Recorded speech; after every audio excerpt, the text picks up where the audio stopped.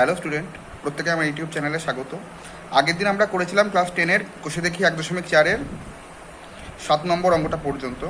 তো তার মধ্যে 5 নম্বর অঙ্কটা করানো হয়নি, বলেছিলাম বাড়ির হোমওয়ার্ক করতে। তো যাই হোক, অঙ্কটা আমি করে দিচ্ছি আজকে।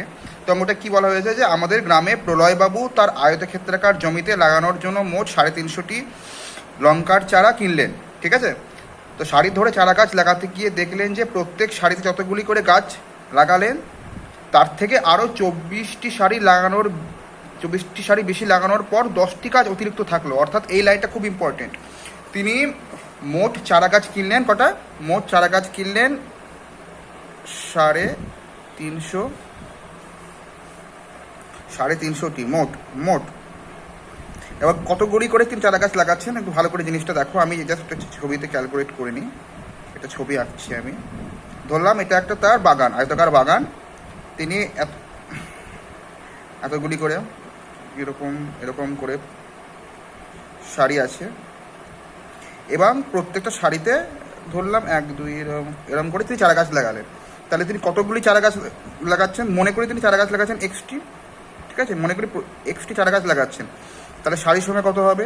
বলা হয়েছিল যে যতগুলি তিনি প্রত্যেকটা সারিতে চারা গাছ লাগাচ্ছেন তার তুলনায় 24টি বেশি সারি, অর্থাৎ এক্সটা যদি চারা গাছ লাগান প্রত্যেকটা সারিতে, তাহলে সারির সংখ্যা হবে X + 24T। তাহলে অঙ্কটা আমি স্টেপ বাই স্টেপ লিখছি। এটা হলো 5 নম্বর অঙ্ক, 3 দাগের 5। তাহলে কি লিখব? মনে করি প্রলয়বাবু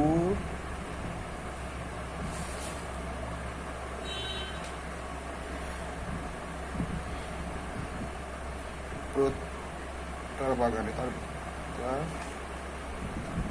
আয়তকার বাগানে প্রত্যেক সারিতে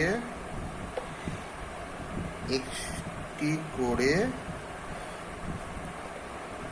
লঙ্কার চারা লাগিয়েছেন। অর্থাৎ মোট সারি সংখ্যা কত হবে? অতএব মোট সারি সংখ্যা = X ইন্টু X + 24T। ঠিক আছে, X + 24T হবে মোট সারি সংখ্যা। প্রত্যেকটা সারিতে তিনি XT করে চারা গাছ লাগান, তাহলে মোট সারি সংখ্যা হবে X + 24টা। এবার তাহলে প্রত্যেকটা সারিতে এক্সট্রা করে চারা গাছ লাগান, তাহলে মোট সারিতে X + 24টা সারিতে কতগুলো চারা গাছ লাগান? এখন X + 24টি সারিতে মোট চারা গাছের সংখ্যা কত হবে? দেখো, প্রত্যেকটা সারিতে চারা গাছের সংখ্যা XT, তাহলে X + 24টা গাছ, 24টা সারিতে চারা গাছের সংখ্যা কত হবে? তার সঙ্গে গুণ করলেই পেয়ে যাবো আমি। X + 24 × X = X² + 24XT। এবার অঙ্কটা কি বলা হয়েছে? আবার অঙ্কটা আমি ভালো করে দেখো, ফলো করো। অঙ্কটায় ভালো করে কি বলা হয়েছে যে প্রত্যেক সারিতে যতগুলি করে গাছ লাগালেন তার থেকে আরও 24টি সারি বেশি লাগানোর পর 10টি চারা গাছ অতিরিক্ত থাকলো। অর্থাৎ আমি শর্তানুসারে কি লিখতে পারি?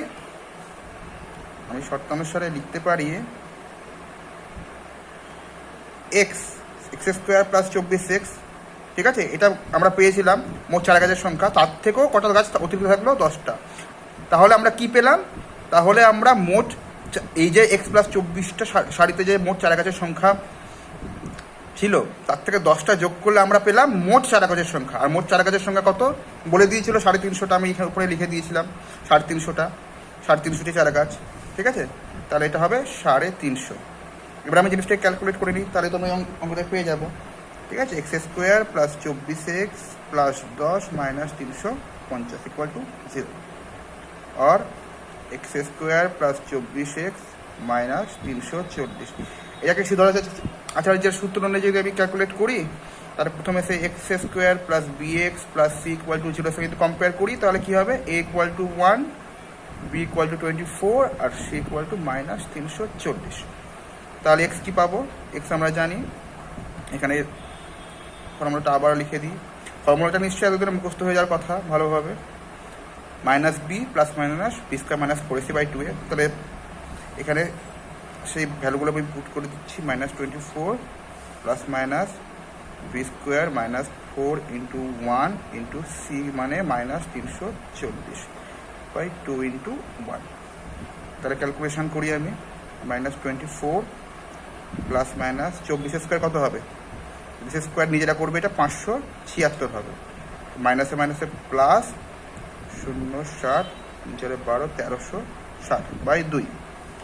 ঠিক আছে, তাহলে কত হবে? -24 প্লাস মাইনাস যোগটা করলে হয় 0 3 এটা 6 1 9/2 1936 হবে। এবার 1936 আমি যদি বর্গমূল করি 4 4 16 336, 4 ডাবল 8। তো 8কে এটা 6 আছে, যেহেতু 4 দিয়ে করি, একবার ট্রাই করি। 8 4 দেখবে হয়ে যাচ্ছে 336 44। তাহলে রুটটা কত হবে? 44। তাহলে -24 প্লাস মাইনাস 44/2। ঠিক আছে, এবার তাহলে এক্স এর কতগুলো ভ্যালু হবে? এক্স এর কত হলো? -24 প্লাস 44/2 একটা হবে, আর একটা হবে এক্স ইকুয়াল টু -24 মাইনাস 44/2 और x equal to 20/2 x equal to -68/2 और x equal to 10 x equal to -34। এখন প্রত্যেকটা সারিতে চারা গাছের সংখ্যা -34 হবে কি? হবে না। তাহলে এখন x নট ইকুয়াল টু -34, কারণ ঋণাত্মক মান অগ্রাহ্য। অতএব তাহলে এক্স কত হবে? অতএব এক্স ইকুয়াল টু 10। আমার অঙ্কটা কি চেয়েছিল? আমার অঙ্কটা চেয়েছিল যে প্রত্যেক সারিতে কতগুলি করে চারা গাছ কিনে লাগান। সেটাই আমি ধরে নিয়েছি। তাহলে কী লিখেছিলাম? মনে করি প্রলয়বাবু তার আয়তকার বাগানে প্রত্যেকটি সারিতে এক্সটি করে লঙ্কা চারা লাগিয়েছেন। তাহলে অতএব প্রত্যেক সারিতে চারা গাছের সংখ্যা এক্সের ভ্যালুটাই হবে সংখ্যা ইকুয়াল টু 10টি। ঠিক আছে, অঙ্কটা যদি না বুঝতে পারো বারবার ভিডিওটা দেখো, আর যদি তাও সমস্যা হয় তাহলে তোমরা কমেন্ট বক্সে জানাও। ঠিক আছে, এরপরে আমরা নেক্সট অঙ্কটা, এবার আমরা 8 নম্বর অঙ্কটা দেখবো। 8 নম্বর অঙ্কটা পড়ে নিই। কী বলা হয়েছে? একটি সুপারফাস্ট ট্রেন একটি এক্সপ্রেস ট্রেনের থেকে ঘন্টায় 15 কিলোমিটার বেশি যায়। তার মানে আমি ধরে নিলাম এক্সপ্রেস ট্রেনটি যদি 50 কিলোমিটার যায়, তাহলে সুপারফাস্ট ট্রেনটি কত যাবে? 50 প্লাস 15 65 কিলোমিটার। ঠিক আছে, জাস্ট ধরার জন্য আমি বললাম। ঠিক আছে, এটা কিন্তু অঙ্কের উত্তরের সঙ্গে কোনো সম্পর্ক নেই। তো যাই হোক, তো একই সঙ্গে একটি স্টেশন থেকে 180 কিলোমিটার দূরে অন্য একটি স্টেশনে সুপারফাস্ট ট্রেনটি 1 ঘন্টা আগে পৌঁছায়। স্বাভাবিকভাবে যেহেতু সুপারফাস্ট ট্রেনটির গতিবেগ বেশি, তাহলে সেটি আগে পৌঁছাবে। তো কী বলা হয়েছে? সুপারফাস্ট ট্রেনটির গতিবেগ ঘন্টায় কত সেটা বার করো। এই অঙ্কটা ঠিক অনেকটাই সালমার এবং অনেকের অঙ্কটার মতো নিয়ে তোমরা ট্রাই করবে, তবু আমি অঙ্কটা করে দিচ্ছি বাড়িতে। ঠিক আছে, অনেকটা একই টাইপের অঙ্ক। তো কী বলা হয়েছিল? তো অঙ্কটাই 8 নম্বর অঙ্ক। তো অঙ্কটা আমি জাস্ট একটা সেরকম আমি টানছি যে 180 কিলোমিটার এখান থেকে একটা যাত্রাপথ। এখান থেকে এক্সপ্রেস ট্রেনও যাচ্ছে আর সুপারফাস্ট ট্রেনও যাচ্ছে। সুপারফাস্ট ট্রেনও একসঙ্গে যাচ্ছে। তাহলে এক্সপ্রেস ট্রেনটি যদি গতিবেগ ধরলাম আমি x কিলোমিটার, x কিমি পার আওয়ার, তাহলে সুপারফাস্ট ট্রেনের গতিবেগ কত হবে? x প্লাস 15 কিমি পার আওয়ার। ঠিক আছে, তাহলে কি বলা হয়েছে? সুপারফাস্ট ট্রেনটি 1 ঘন্টা আগে পৌঁছয়। যতক্ষণ সুপারফাস্ট ট্রেনটি এখানে পৌঁছে যায়, 180 কিলোমিটার অতিক্রম করে, ততক্ষণ এক্সপ্রেস ট্রেনটি তাকে এখনও 1 ঘন্টা যেতে হবে আরও এক্সট্রা।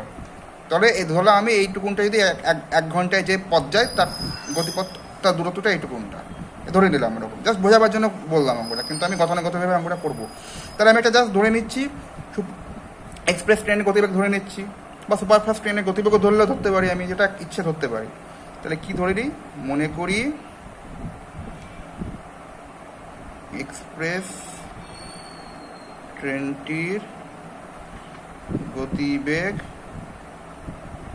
কি ধরবো এক্স কিলোমিটার প্রতি ঘন্টা। অতএব সুপারফাস্ট ট্রেনের গতিবেগ কত হবে? এক্সপ্রেস ট্রেনের তুলনায় 15 কিলোমিটার পার ঘন্টা বেশি বেগ, তাহলে এক্স প্লাস 15 কিমি পার ঘন্টা। এবার কি অঙ্কটা কি বলা হয়েছিল যে 180 কিলোমিটার দুটো ট্রেনকে অতিক্রম করতে হচ্ছে, তাহলে 180 কিলোমিটার যেতে এক্সপ্রেস ট্রেন যে সময় নেবে আর 180 কিলোমিটার যেতে সুপারফাস্ট ট্রেনটি যে গতিবেগ নেবে তাদের মধ্যে ব্যবধানটা হলো 1 ঘন্টা। অর্থাৎ কে বেশি সময় নিচ্ছে? বেশি সময় নিচ্ছে এক্সপ্রেস ট্রেনটি, কম সময় নেবে সুপারফাস্ট ট্রেন। তাহলে অঙ্কটা আমি লিখছি এক্সপ্রেস ট্রেনটি এক্স কিমি যায় সমান 1 ঘন্টায়, 1 কিমি যায় 1/x ঘন্টায়, ট্রেনটি 180 কিলোমিটার যায় 180 মাইনাস এক্স ঘন্টায়। একরকমভাবে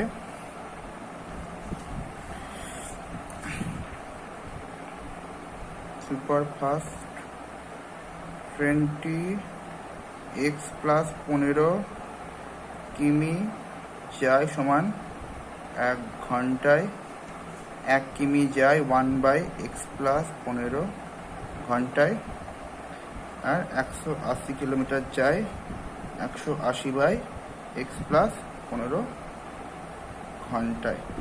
এবার অঙ্কটা কি শর্ত অনুসারে আমরা কি বলতে পারি? অঙ্কটা ভালো করে বইটা দেখবে, ঠিক আছে? কি বলা হয়েছিল যে 180 কিলোমিটার যেতে সুপারফাস্ট ট্রেনটি এক্সপ্রেস ট্রেনের তুলনায় 1 ঘন্টা আগে পৌঁছায়। যেহেতু সুপারফাস্ট ট্রেনটির গতিবেগ বেশি সেহেতু ওটা আগে পৌঁছায়, 1 ঘন্টা আগে পৌঁছাতে। বেশি সময় কে নিচ্ছে? বেশি সময় নিচ্ছে এক্সপ্রেস ট্রেনটি।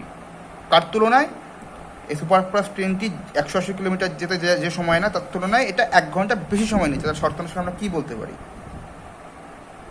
শর্তানুসারে 180/x minus of 180/x plus 15 equal to 1। Express ট্রেনের সময় মাইনাস সুপারফাস্ট ট্রেনের সময় ইকুয়াল টু 1। ঠিক আছে, এবার ক্যালকুলেশন করি জিনিসটাকে ভালোভাবে আমরা। আর 180টা আমি উপর থেকে কমন নিয়ে নিচ্ছি, 1 minus X by X minus 15। এই অঙ্কটা অনেকটা যা বললাম অনেক সালবার অঙ্কটার মতনই, একই টাইপের অঙ্ক। তাহলে কত হবে? লসাগু করছি X into X plus 15, X plus 15 minus X equal to 1/180। আর এক্স এক্স কাটছি আমি, কোনাকুনি গুণটা করে দিচ্ছি, X square plus 15x into 180 into 15। 180 গুণটি 15 গুণ square plus 15x equal to 2700 বা X square minus plus 15x minus 2700 equal to 0। এবার আমি কার সঙ্গে তুলনা করবো? A X square plus B X plus C equal to 0। যদি তুলনা করি তাহলে কী পাচ্ছি? A equal to 1, B equal to 15, C equal to minus 2700। তাহলে এক্স এর ভ্যালু আমরা কত হয় জানি? কি জানি? সি ধরা হচ্ছে সূত্র যাই minus B plus minus root B square minus 4ac/2a। তাহলে এখানে কী পাচ্ছি? অতএব X equal to minus B plus minus root over B square minus 4 into A into c/2। তাহলে ফাইনালি কী আসছে? মাইনাস 15 প্লাস মাইনাস 25, 15 স্কোয়ার মানে 225 হয়, এটা মাইনাস 2700 হবে, সরি, ঠিক আছে? তার মাইনাসে মাইনাসে প্লাস 0 0 4 7 8 108 0/5। তাহলে হবে মাইনাস 15 প্লাস মাইনাস 108 25 0 0, সরি যোগটা করি 0 0 প্লাস মাইনাস 5 2 এটা 2 দিকে 10 11 110 0 25 110 0 25 কমিয়ে দিই রুট 20 একের ডাবল 1 নামালাম 2 নামালাম, যাচ্ছে না, তাহলে 25 নামিয়ে দিলাম, তাহলে 10 হবে, এখানেও 20 হবে, 5 দিয়ে যাবে, তাহলে এটা 5 1 0 2 5। বাই টুটা ছিলই, তাহলে কী হবে -15 প্লাস মাইনাস 105/2। তাহলে এক্সের ভ্যালু কী হবে? অর্থাৎ এক্স ইকুয়াল টু -15 প্লাস 105/2 আর X equal to -15 minus 105/2। X equal to এটা যোগ করে হচ্ছে 90, নাকি 90? তো তাহলে 90কে 2 দিয়ে ভাগ করলে হয় 45, ঠিক আছে। এখানে হচ্ছে 120 মাইনাস 60, তাহলে এক্স নট ইকুয়াল টু -60। এখন এক্স নট ইকুয়াল টু -60, কারণ কি গতিবেগ কখনো ঋণাত্মক হতে পারে কি? হতে পারে না, কারণ লিখতে হবে না। তো ঋণাত্মক মান অগ্রাহ্য, ঋণাত্মক মান অগ্রাহ্য। বা কি লিখতে পারো, অথবা তুমি কি লিখতে পারো, অতএব গতিবেগ কখনো ঋণাত্মক হতে পারে না, এটাও লিখতে পারো, ঠিক আছে। অতএব এক্স ইকুয়াল টু 45। এখন কি চেয়েছে অঙ্কটায়? কি চেয়েছে? এক্স কি ধরেছিলাম অঙ্কটায়? দেখো অঙ্কটা কি ধরেছিলাম? অঙ্কটা ধরেছিলাম যে এক্সপ্রেস ট্রেনের গতিবেগ ধরেছিলাম x কিলোমিটার পার ঘন্টা, কিন্তু আমাকে অঙ্কটা চেয়েছে সুপারফাস্ট ট্রেনের গতিবেগ চেয়েছিল। সুপারফাস্ট ট্রেনের গতিবেগ কি পেয়েছিলাম? x প্লাস 15 কিলোমিটার পার ঘন্টা। তাহলে এক্সের জায়গায় 45 বসিয়ে দিলেই, মানে তার ভ্যালুটা বসিয়ে দিলেই তাহলে আমরা সুপারফাস্ট ট্রেনের গতিবেগটা আমরা পেয়ে যাবো। তাহলে উত্তর আমি কি লিখছি? অতএব উত্তর লেখা যায়, অতএব সুপারফাস্ট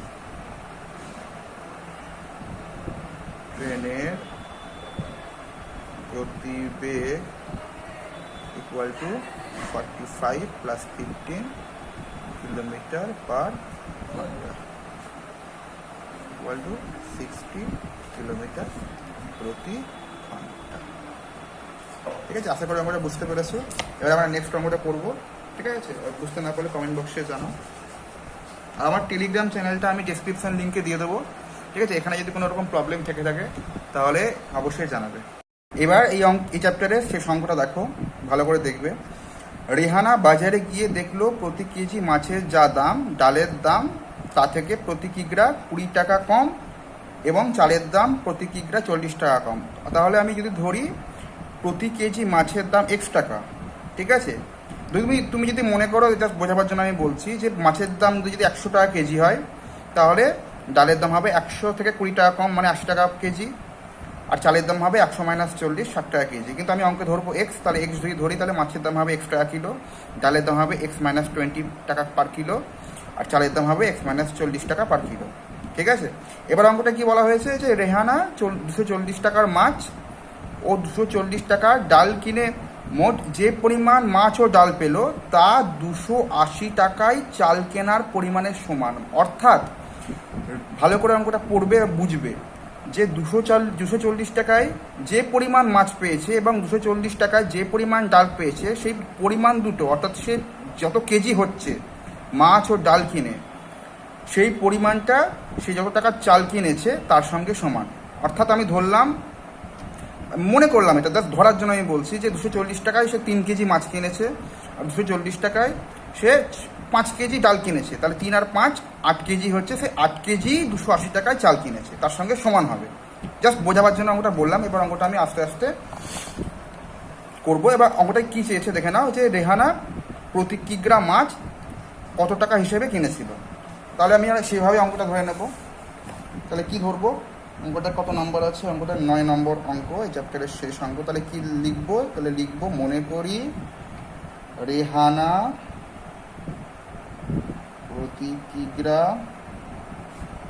মাছ x টাকা হিসেবে কিনেছিল। অতএব প্রতি কিগ্রা ডালের দাম কত হবে? অতএব প্রতি কিগ্রা ডালের দাম কত হবে? কত বলেছিল? তার তুলনায় 20 টাকা কম, মানে মাছের প্রতি কেজি মাছ যা দাম, প্রতি কেজি মাছের দাম x টাকা, তার তুলনায় 20 টাকা পার কেজি কম, মানে x মাইনাস 20 টাকা। প্রতি কিগ্রা তো লিখেইছি, পার লেখার প্রয়োজন নয়। তাহলে কী হবে? প্রতি কিগ্রা চালের দামও কত হবে? প্রতি কিগ্রা চালের দাম ইকুয়াল টু x মাইনাস 40 টাকা।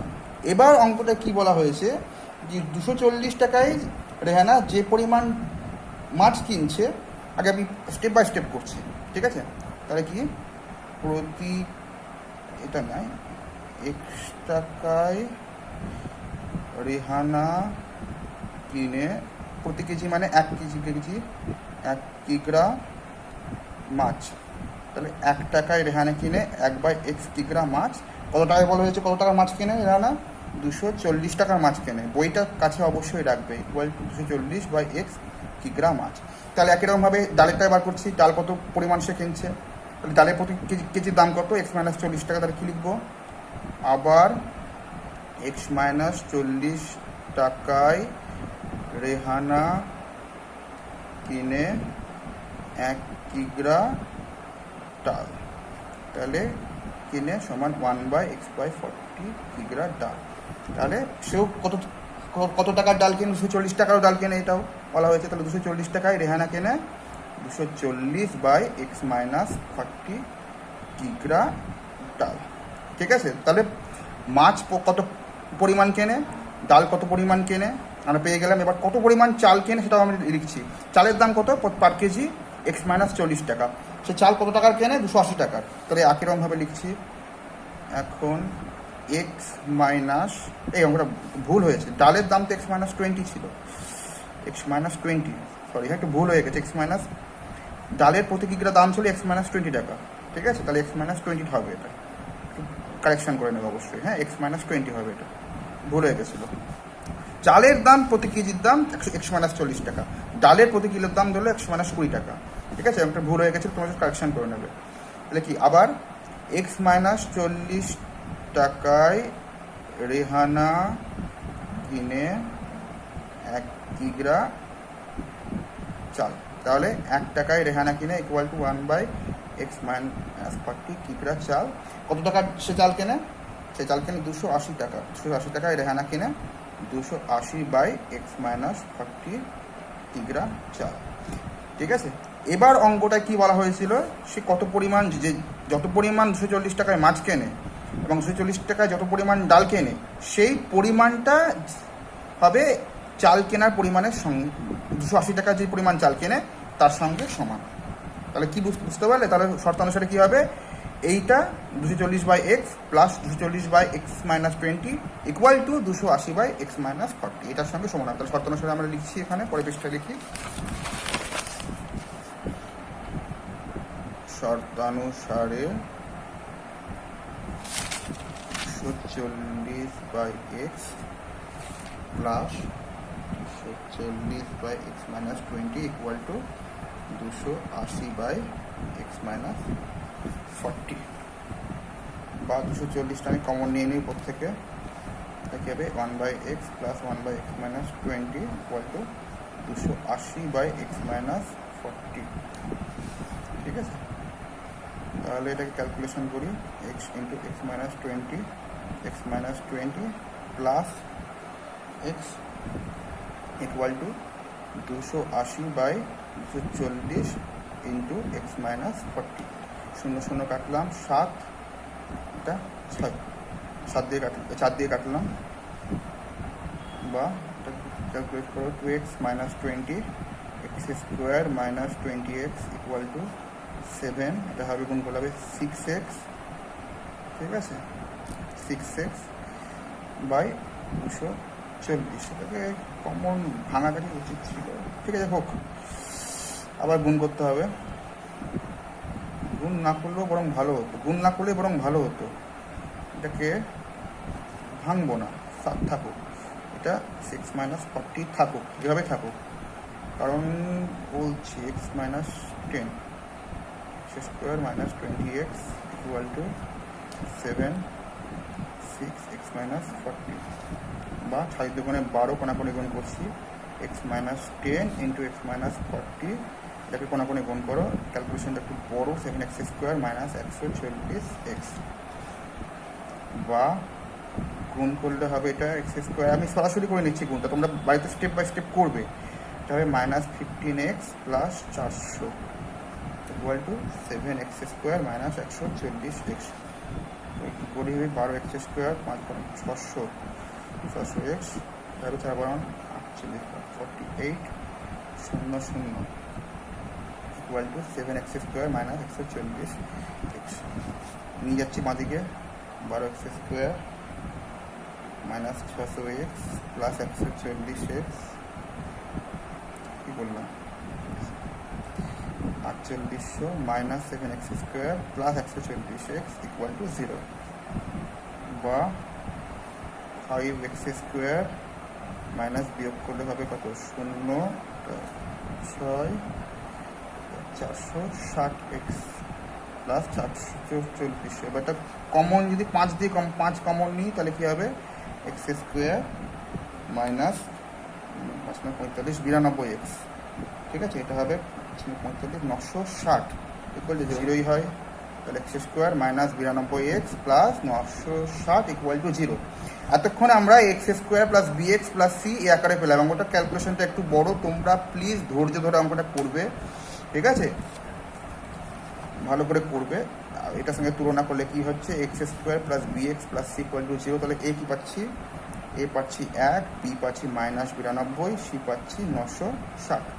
তাহলে আমি কি পাচ্ছি X equal to minus B মানে তো কী পেলাম, তাহলে minus of minus 92 plus minus B square minus 4 into A into C মানে minus B plus minus root over of minus B square minus 4ac by 2a। তাহলে কি B এর মান minus 92 minus 4 into 1 into 960 by 2, এটা হবে 92 plus minus, দেখো আমি 92 square আমি জানি, 92 স্কোয়ার হয় 8464, ঠিক আছে, আর এটাকে 4কে 960 দিয়ে গুণ করলে হয় 3840।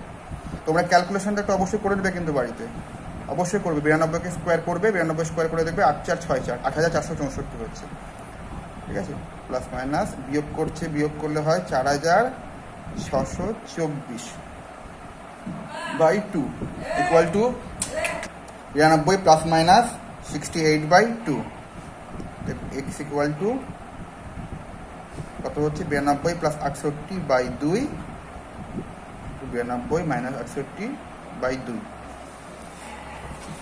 তাহলে এক্স এর কি পাচ্ছি, এক্স এর ভ্যালু পাচ্ছি 92 প্লাস 68 বাই 2 আর 92 মাইনাস 68 বাই 2, অর্থাৎ 160 বাই 2, তার মানে 80, এটা কত পাচ্ছি 24 বাই 2 মানে 12, ঠিক আছে। এখানে এক্স এর দুটো ভ্যালু আছে এবং দুটোই মান পজিটিভ, তাহলে দুই মানকে আমরা নিতে পারি, তাহলে তো বলবে যে এখন দুটো মান নিতেই পারি, কিন্তু এখানে দেখবে দুটো মান নেওয়া যাবে না, ঠিক আছে। কেন নেওয়া যাবে না এবার দেখছি, দেখো এক্স ইকুয়াল টু যদি আমি 12 নিই, ভালো করে লক্ষ্য করবে, এক্স ইকুয়াল যদি 12 নিই তাহলে আমরা একটা জিনিস লক্ষ্য করো, আমরা প্রতি কেজি মাছের দাম কত ধরেছিলাম, প্রতি কেজি মাছের দাম ধরেছিলাম x টাকা কিলো, x টাকা পার কিলো। তাহলে এখানে যদি এক্সের মান 12 হয়, এক্সের মান যদি এখন 12 হয় তাহলে প্রতি কেজি ডালের দাম কত হচ্ছে 12 মাইনাস 20 সমান মাইনাস 8 টাকা। এখন যদি এক্স ইকুয়াল টু 12 হয়, ঠিক আছে, তাহলে ডাল কত হবে, ডাল হবে 12 মাইনাস 20 সমান মাইনাস 8 টাকা প্রতি কেজি। আর চাল কত হবে 12 মাইনাস 40 টাকা সমান মাইনাস 28 টাকা কেজি। এটা কি হতে পারে তোমরা বলো, এটা কি হওয়া সম্ভব? এত হতে পারে না, তাই না, চালের কোনো দাম তো ঋণাত্মক হতে পারে না। তাহলে এক্সের মান 12, এটা আমরা অগ্রাহ্য করব। তাহলে আমরা লিখে নেব যে এক্স নট ইকুয়াল টু 12, কারণ ডাল ও চালের দাম ঋণাত্মক হতে পারে না। কারণ পরে আমি একটু আগে বোঝালাম, তাহলে এক্স কত হবে, এক্স ইকুয়াল টু 80, ঠিক আছে। অতএব প্রতি কিগ্রা মাছের দাম কত, এক্সটা ধরেছিলাম প্রতি কেজি মাছের দাম, ঠিক আছে, অতএব এক্স, অতএব প্রতি কিগ্রা মাছের দাম সমান 80 টাকা। তাহলে অঙ্কটা আমরা পেয়ে গেলাম এবং এই চ্যাপ্টারের প্রায় সব অঙ্কই আমরা কষে ফেললাম। তাহলে এই চ্যাপ্টারে প্রত্যেকটা অঙ্ক তোমরা বাড়িতে ভালো করে প্র্যাকটিস করবে, প্র্যাকটিস করে বারবার অঙ্কগুলো করবে, এবং যদি কোথাও অসঙ্গতি থেকে থাকে তোরা আমাকে বলবে। অনেক সময় আমি হয়তো লিখি ঠিক, হয়তো মুখে স্পিচ হয়তো এক দুটো হয়তো ভুল বলে ফেলতে পারি, তোমরা সেগুলোকে সংশোধন করবে, বা ভুল বললে তোমরা কমেন্ট বক্সে জানাবে যে কিছু একটা স্যার এটা আপনি বলেছেন যেটা হয়তো ঠিক নয়, হতেও পারে, ঠিক আছে। আর চ্যানেলটাকে অবশ্যই সাবস্ক্রাইব দেবে, কেন কি এরপরে আরও অনেক আমরা প্রত্যেকটা চ্যাপ্টার ধরে ধরে করাবো। ক্লাস 10, 9, 11, 12 সমস্ত চ্যাপ্টারে সমস্ত অঙ্কগুলো আমরা করাবো, ঠিক আছে। ক্লাস 10টা আপাতত শুরু করেছি, এরপর আস্তে আস্তে সমস্ত কিছু এক স্টেপ বাই স্টেপ ওয়াইজ করবো। তো প্লিজ চ্যানেলটাকে সাবস্ক্রাইব করে দাও, কমেন্ট করে জানাবে যে কেমন লাগছে, এবং যদি কোথাও অসঙ্গতি থাকে আমি ডেসক্রিপশান বক্সে আমার লিঙ্কটা দিয়ে দেবো টেলিগ্রামে, তোমরা প্লিজ এখানে যাবতীয় সমস্যা বলবে, আমি তার সমাধান অবশ্যই করার চেষ্টা করব, ঠিক আছে। তো এই চ্যাপ্টারটা মোটামুটি কমপ্লিট, তার নেক্সট দিন আমরা পরের চ্যাপ্টারগুলো করব, ঠিক আছে। ততক্ষণের জন্য ভালো থেকো, এবং এই প্যান্ডেমিক সিচুয়েশনে প্রত্যেকে মাস্ক ইউজ করো, হ্যান্ড স্যানিটাইজার প্রত্যেকে নিয়মিত ব্যবহার করো, ঠিক আছে। সবাই ভালো থেকো।